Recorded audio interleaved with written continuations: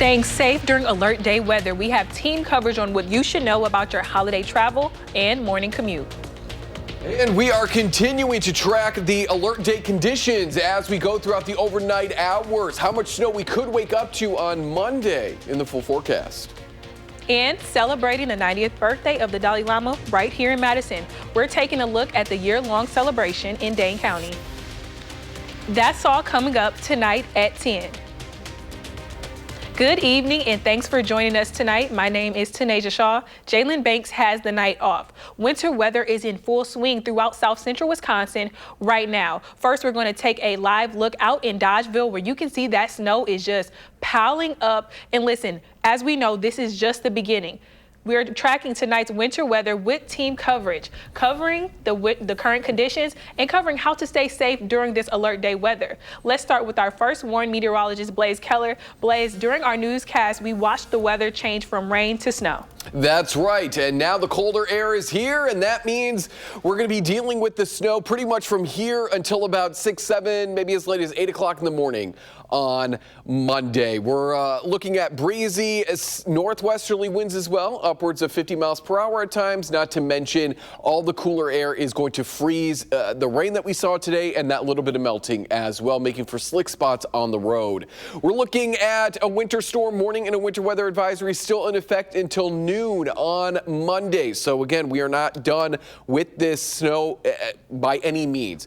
If I pause it, we can see a lot of that snow is still off to our north and west, but this is all going to be eventually pushing off towards the south and east. So again, if you don't have to be on the roads tonight or even into the morning hours tomorrow, I wouldn't be. I know the plows are out. We just saw Nash at the top of the hour and a plow was behind him. So they're out busy working, but they're going to have to be keeping up with this snow. Looking from Hustisford all the way back into downtown Madison, we have a little bit of that heavier snow outside of downtown Madison into Argyle, Darlington, back into Dodgeville, where we showed you our Upland Hill sky cam, the wind whipping the American flag, the snow flying around, and we find more of that heavier snow over into Decorah, into northeastern parts of Iowa. Again, we are going to talk about how much snow we could see by the time we wrap this all up come Monday afternoon. We are warm inside Tanasia, but Nash is very cold outside, so I'll send it back to you. We'll send it back to our little cold friend out there. He can tell us more about the current conditions. All right, Blaze, thank you. And like you said, we are continuing to track this weather as the snow continues to fall. And our Nash Dara is outside in the west side of Madison. And Nash, you've been outside all day, and at first it was raining. Now I can see the snow falling. Hey, Tanasia, there is no doubt about it. The weather today has been irregular, which in Wisconsin really is no coincidence. We have seen rain, we have seen those cold temperatures, and now high winds and more. And all roads lead to Rome, which in Madison is snow. Earlier this afternoon, this is what Verona Road looked like. And just a month ago, we got our first snowfall where it looked like this. Which is what it might look like tomorrow morning. The fluctuating weather and concluding snow brings up some topics of safety, especially as we enter a holiday week where people look to be out and about. We just urge people to make good judgment, especially when you got changing weather conditions like we did today. I would wait for a long period of several days where we've had below freezing temperatures. And especially below freezing temperatures overnight. Staying safe on the roads and taking extra caution is always good winter protocol in Madison. But activities like ice fishing, ice skating, and just staying warm during the New Year's may also be affected. Tanasia, as you can see, the snow is continuing to fall here tonight and will likely continue into tomorrow morning, which could have an effect on holiday travel and commuting. But for now, outside in Madison, Nash Dara, News 3 Now. All right, Nash, please get warm. You look very, very cold. And the weather system that's expected to give us inches of snow is also expected to impact our holiday travel. Right now, this messy winter weather is canceling and delaying thousands of flights, and most of them are in the Northeast. CBS's Chanel Call is in New Jersey with more. 25, Roger. Plows out in force, planes de-iced, and travelers socked in. Roughly 100 flights in and out of Minneapolis canceled, over 300 more delayed. Travel on the roads equally treacherous in the upper Midwest.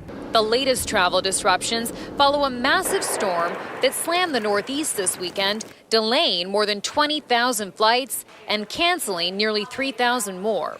The McGee-Osgun family finally departed Newark Liberty Airport today after they were left stranded yesterday. We've used all of our time off and all of our savings so that the family can meet the baby. Honestly, I feel abandoned. Travelers also advised to take extra precautions like masking up this year as cases of influenza surge across the country. 14 states reporting high or very high flu activity. New York State saw more than 71,000 cases ahead of the holiday, the highest ever recorded in a single week. And multiple airlines, including United, Delta, and American, are now waiving the fee to change or rebook flights that may be impacted by winter weather. So a good idea to check your forecast before heading to the airport. Chanel Call, CBS News, New Jersey.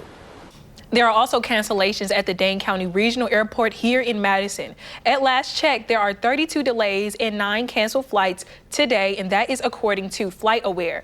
And now we're going to take a live look at the current road conditions from the DOT's 511 map. The green represents normal road conditions, blue means that roads are partially covered, and pink means that the roads are completely covered. So thankfully, we are not seeing any pink on this map right now, but we can see in northern Wisconsin, we have pretty standard road conditions. But as you head up north, you can see those roads are being covered. And according to Blaze's forecast, that might get worse as the day progresses.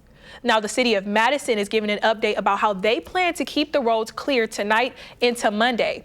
Plowers are expected to be on the main roads anytime now as the storm begins. We just saw a plower behind Nash during his report. The city wants to warn everyone that travel may be difficult. Blowing snow will make it harder to see on these roadways. And as always, on alert days like this, make sure to take your time on the road and always make room for snow plowers. And right now is a great time to track the forecast for yourself on the First Warn Weather app. It has hourly planners, road conditions, and radar. You can download it for free in the phone's app store. Just search WISC Weather.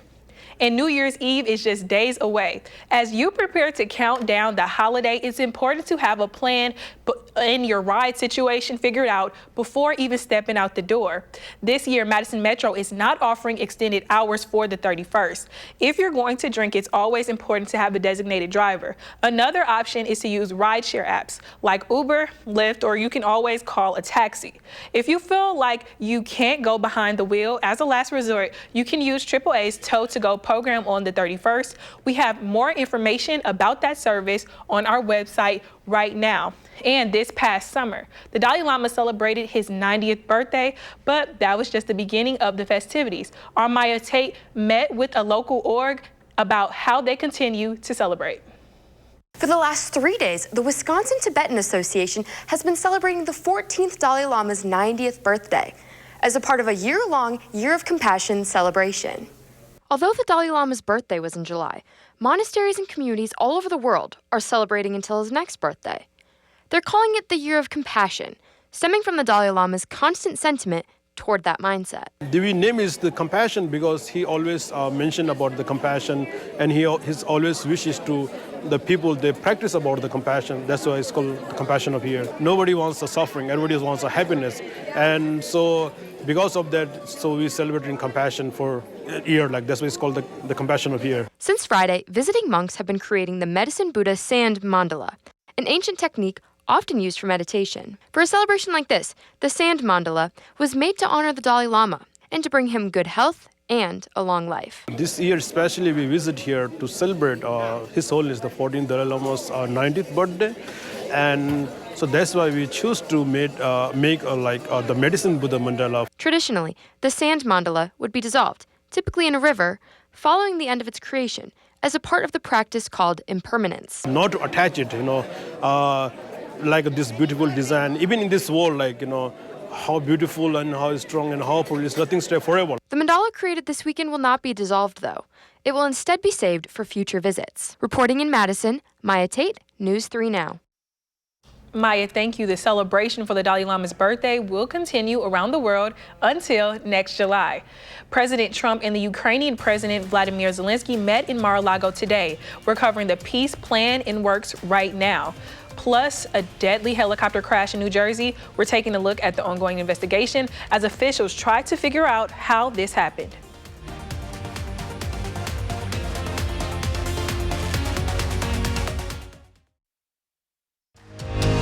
You're watching News 3 Now at 10. Moving forward. President Trump and Ukrainian President Volodymyr Zelensky spent the day together at Mar-a-Lago. This is the third time the two have met in person in the U.S. since Trump's re-election. The talks happening as Mr. Trump is expressing optimism about his administration bringing the war between Ukraine and Russia to an end. CBS News' Willie James Inman is in Florida with more. President Trump's meeting at Mar-a-Lago on Sunday with Ukrainian President Volodymyr Zelensky is the White House's latest attempt to bring the war between Russia and Ukraine to an end. The president expressed optimism after the meeting. Our meeting was excellent. We covered, somebody would say 95%. I don't know what percent, but we have made a lot of progress on ending that war, which is really certainly the most deadly war since World War II. The two leaders discussed a 20-point peace plan. Zelensky says he wants security guarantees aimed at preventing future Russian incursions. And we agree that security guarantees is a key milestone in achieving lasting peace, and our teams will continue working on all aspects. But the president also acknowledged if peace isn't achieved soon, the war could go on indefinitely. It's going to go very quickly. I think we're in final stages of talking. It'll either end or it's going to go on for a long time, and millions of additional people are going to be killed. Millions. And nobody wants that.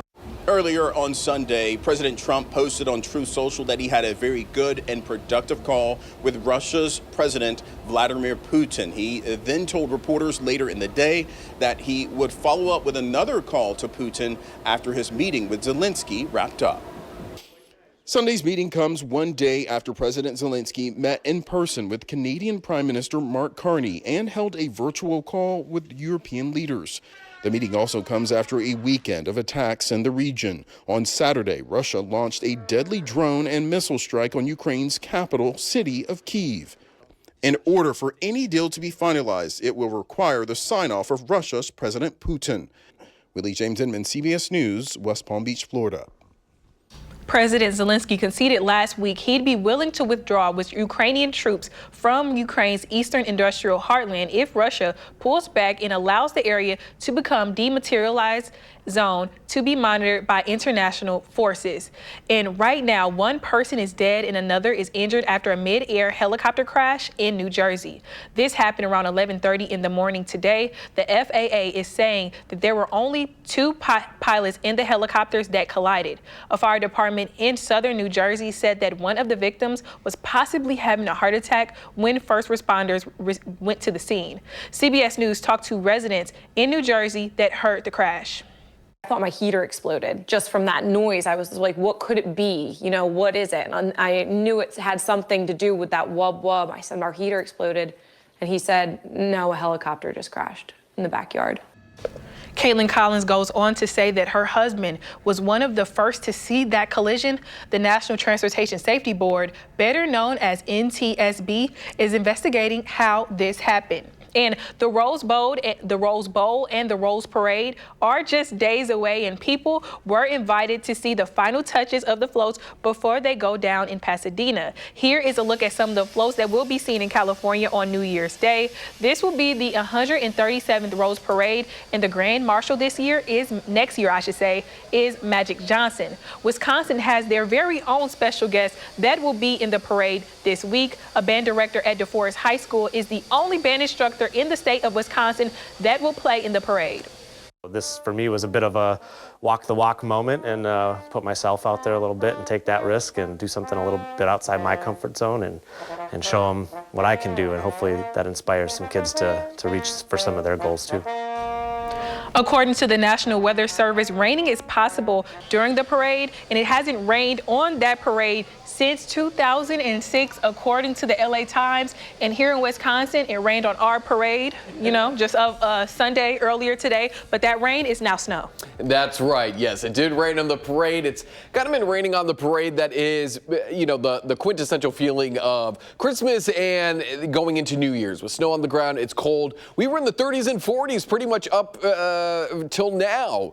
We were in the 30s a couple days before Christmas, stayed there through Christmas, obviously, and now we're cooling on down. New Year's Eve looking to be cold and quiet after this system moves on out of here, and it has certainly cooled us down. Still holding on to those low 30s up near Fond du Lac, but it's 16 in Boscobel, 14 in Prairie du Chien, and 10 out there in Decorah. So this system is sort of wobbling a little bit on itself, which is why we're still dealing with some of that warmer air off just north of the Dells. But winds are pretty much coming right off of Lake Superior. So we're even getting a little bit of Lake Superior moisture pulled down south, mixing in with that cooler air. And that's the reason why we're getting some of this, at times, moderate and heavy snowfall. But we're going to be dealing with this snow as we go throughout the rest of this evening. Eventually, those winds will all turn out of the northwest as the low pressure system continues to pull off towards the east. But we're not going to say goodbye to the snow probably until about 6 through 8 o'clock tomorrow morning. From northwest to southeast, that snow will taper off, and then we'll start to see some breaks in the cloud cover further north and west, leaving us with more mostly cloudy conditions further to the south and east. In terms of snow, we really haven't changed it from what we were thinking yesterday. Maybe just move things up slightly a little bit further north, because we did have a little bit of some dry time, so to speak, between the rain and the snow. But southeastern Wisconsin still looking at the area to pick up the least amount of snow, probably up to an inch or so in parts of Rock County, Walworth County, Kenosha, Racine counties, off towards the north and west into more of Dane County, Columbia, Sauk, Grant, Iowa, Lafayette. You're getting the picture here. Pretty much in this area, about 1 to 4 inches of snow. Once we get further north and west, that's where we get more into that 6-inch mark, and that's really going to be up into Juneau and Adams County, maybe northwestern parts of Richland and Sauk County, and then up near Black River Falls, Eau Claire. That's where they could see maybe isolated spots of 9 inches or more. With the fresh snow on the ground and those northwesterly winds, morning wind chills if you're heading back to work, between 5 to 20 degrees below zero. We have said goodbye to the warmth, and we are going to be dealing with a couple more snow chances on Tuesday and Wednesday, but those look to be light compared to what we're seeing right now. Probably just an additional inch to maybe 2 inches, but certainly nothing like what we're seeing right now. The snow will wrap up on Wednesday. By the time we ring in 2026, comfortable 6 degrees underneath quiet conditions, and for the start of the new year, we're looking at mostly sunny conditions, right around 14 degrees, 30s by the end of our first weekend of the new year, maybe a rain-snow mix, but I don't foresee any 40s, let alone 50s returning. On the flip side of that, I also don't see any Arctic blasts, so we're kind of like, what, Goldilocks and the Three Bears, right in the middle of where we should be. But I wish we were just like slightly warmer. Exactly. Yeah, me too. And it will get there soon. And I know that we've been talking about rain all day. Yeah. And we were talking about how it could possibly rain on the parade in Pasadena for the Rose Parade. And Kay, for Packers fans, it's been raining on our parade for a little bit now. It's been raining on their parade for a little bit. Coming up next in sports, what's next for the Green Bay Packers after their tough loss against the Ravens this past weekend?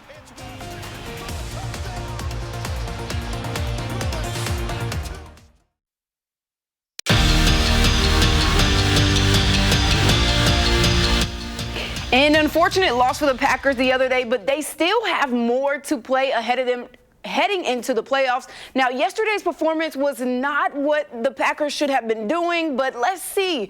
Where will they go, or who will they play in the playoffs? The Packers have the 7th final seed in the NFC, and at the same place they were last year in the schedule. If the seeds stay as they are seeded, they will play the Chicago Bears, and the Packers will have an opportunity for some get back that head coach Matt LaFleur knows his team won't shy away from.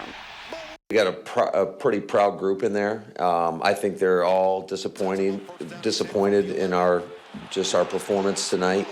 These are grown men, and I don't think they're going to shy away from this. Just knowing that group, we all got to it sucks, it hurts.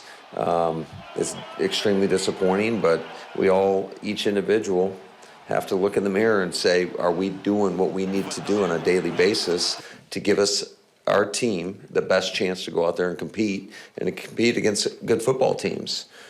And after a long break, men's hockey is on the road, but this time down the street in Milwaukee, taking on Lake Superior State in a tournament.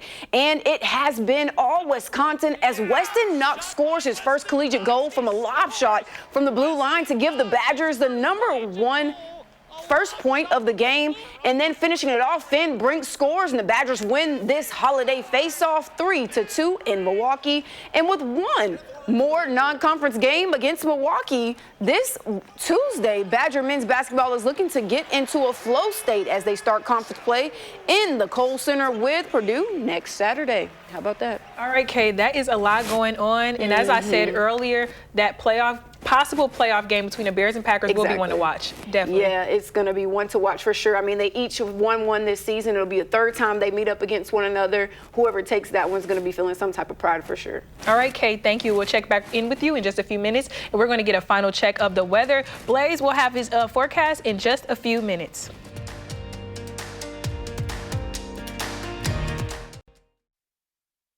"2025 is coming to a close, and some people may want to get bad of the bad memories that happened this year. And if that's you, today is the day. Today is Good Riddance Day in Times Square. You will soon see on the screen New Yorkers saying goodbye to anything they want to leave behind in 2025 to celebrate. Here's what you have to do. Write on a piece of paper, rip it up, and throw it in a trash can. And us we're not in Times Square. We're here in Madison, but we're going to do it. So I'm getting rid of bad vibes. Kay, what are you getting rid of? Inconsistency in the gym. And I have stop spending money I don't have. And all of those are bad vibes. So y'all, let's do it. Rip it, throw it in the trash. Goodbye. All right. Goodbye. And you know what? We are saying hello to winter weather. That's right. We've got that winter weather moving through southern Wisconsin right now. I think I've got time to quickly just jump over to the radar. But we are going to be dealing with this snow as we go throughout the rest of this evening. Let's take a live look at that radar. Again, we are underneath a winter storm warning or winter weather advisory until noon on Monday. So there is a look at that snow that is continuing to move on through. That will be sticking around as we go into the 6 through 8 o'clock time frame on Monday. From there, we squeeze out a little bit of snow both Tuesday and Wednesday. Wednesday, of course, being New Year's Eve. The snow will wrap up by the time we are all celebrating 2026. And then speaking of the new year, 14 degrees on the first day. Goodness. All right. And if our manager is watching, yes, we picked that up. We picked everything up, It's true. We're not bringing those bad vibes in 2026. So everyone, we will have our morning newscast that will track those alert day weather. Be sure to watch that and go on our app for the weather conditions. Have a nice night. We'll be back at 4:30 in the morning.